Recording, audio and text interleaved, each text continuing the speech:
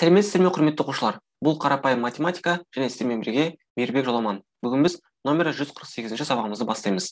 Есептер шығару. Аулада демалу мәдениеті.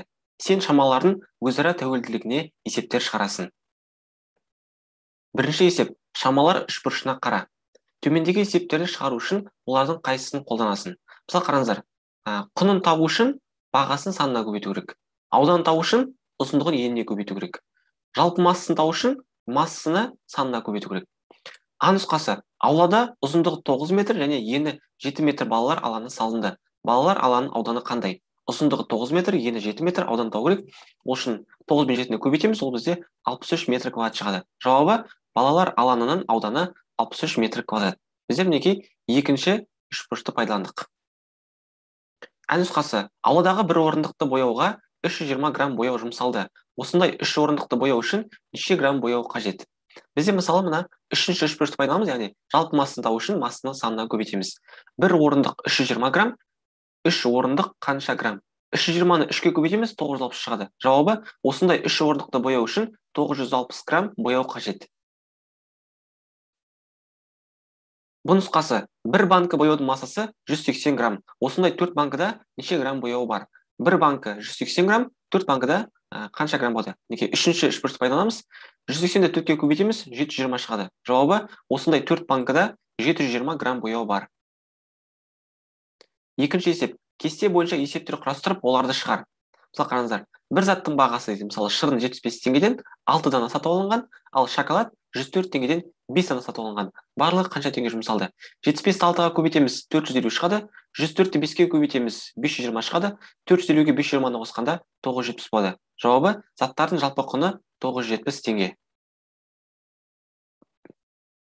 А нұсқасы: бір заттың бағасы, мысалы йогурт 25 граммнан қанша грамм екені белгісіз, ал айранға 250 граммнан 1000 грамм бар екен. Олай болса, біздер оның санын табуымыз керек. Сондықтан да 1000-ды 250-ге бөлеміз. Ол 4 екен. Олай болса, бізде 4 айран, 4 йогурт бар деген сөз. Себебі саны бірдей деп айтылды.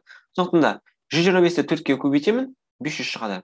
Олай болса, жауабы: йогурттың жалпы массасы 500 грамм. Үшінші есеп. Ауладағы теннис ойнайтын үстелдің ауданы 192 метр квадрат. Егер ені 8 метр болса, онда үстелдің ұзындығы қанша болады? Ауданы 192 метр квадрат, ені 8 метр, ұзындығы қанша? Ұзындығын табу үшін ауданын еніне бөлеміз. 192-ні 8-ге бөлгенде 24 метр шығады. Жауабы: үстелдің ұзындығы 24 метр. Төртінші есеп. Суретке қара. Ауладағы құм салынған қоршаудың периметрін есепте. Қолайсыз ауа райында бетін жабатын материалды дайындау үшін оның ауданын тап. Ұзындығы 15 дециметр, ені 9 дециметр дейді. Периметрін табуымыз керек. 15-ке 9-ды қосамыз, 2-ке көбейтеміз. Ол бізде 48 дециметр шығады. Ауданын табу үшін 15-ті 9-ға көбейтеміз, ол бізде 135 дециметр квадрат шығады. Жауабы: қоршаудың периметрі 48 дециметр, ауданы 135 дециметр квадрат. Бесінші есеп. Кесте бойынша есеп құрастырып, оны шығар. Мысалы, бізде бағасы 45 теңге, саны 8 дана дейді. Жазамыз: 45 теңгеден 8 дана, одан кейін 64 теңгеден 6 дана, барлығы қанша теңге болады? 45-ті 8-ге көбейтеміз, 360 болады. 64-ті 6-ға көбейтеміз, 384 шығады. Оларды қосқан кезде 744 болады. Жауабы: барлығы 744 теңге жұмсалды. Алтыншы есеп. А нұсқасы. Аулада балалар белтемірге тартылудан жарысты. Кестені қара. Балалардың әрқайсысы барлығы неше рет тартылғанын тиімді тәсілмен есепте. Мысалы санат: бірінші тартылған кезде 12, екінші тартылғанда 11, ал үшінші тартылғанда 18 дейді. Барлығын қосуымыз керек. 12 қосған 11, қосған 18. Тиімді тәсілмен қосамыз. Алдымен 12 мен 18-ді қосамыз, ол бізде 30 болады. 30-ға 11-ді қосқанда 41 шығады. Келесі асқа деген санайық. 17, 16, 13 дейді. Барлығын қосамыз. Тиімді болу үшін 17 мен 13-ті қосамыз. Екеуін қосқан кезде 30 болады. 30-ға 16-ті қосқанда 46 шығады. Келесі қайраттыкін табайық. 16, 14, 17. 16, 14, 17 қосамыз. Алдымен 16 мен 14-ті қосамыз, 30 болады. 30-ға 17-ні қосқанда 47 шығады. Қайрат басқаларынан белтемірге көп тартылды. Қайрат көп тартылды. Енді қаншаға артық екенін табу үшін 47-тен 46-ны азайтамыз. Ол 1 шығады. 47-тен 41-ді азайтамыз, 6 шығады. Жауабы: қайратқа қарағанда санат 6-ға, асқар 1-ге кем тартылды. А нұсқасы. Осыған ұқсас өзін есеп құрастыр. Мысалы, 13 қосылған 15 қосылған 27. Алдымен 13 пен 27-ні қосамыз, ол бізде 40 болады. 40-қа 15 қосқанда 55 шығады. 18 қосылған 14 қосылған 22. 18-ге 22-ні қосамыз, 40 болады. 40-қа 14 қосқанда 54 шығады. 25 қосылған 17 қосылған 15. 25 пен 15-ті қосамыз, 40 болады. 40-қа 17 қосқанда 57 шығады.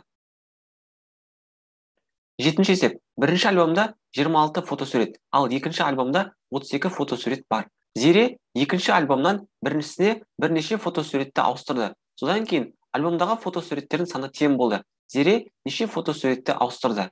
Бірінші альбомда 26, екінші альбомда 32. Ауыстырды, қанша екені белгісіз. 26 және 32 деп жазып қоямыз. Одан кейін бізде ауыстырды деп айтты, иә? Екінші альбомнан біріншісіне бірнеше фотосуретті ауыстырды. Қараңыздар. Екіншісінен X фотосуретті алады да, оны біріншісіне апарып салады. Сонда мына жерде минус X болса, мына жерде плюс X болады. Енді қараңыздар. X-тарды бір жаққа жинайық.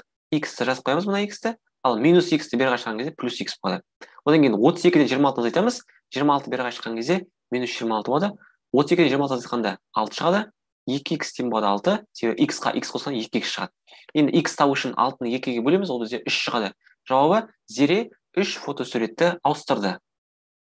Осымен құрметті оқушылар, біздер бүгінгі сабағымызды аяқтаймыз. Сіздермен бірге болған Мейірбек Жоламан. Келесі сабақта кездескенше.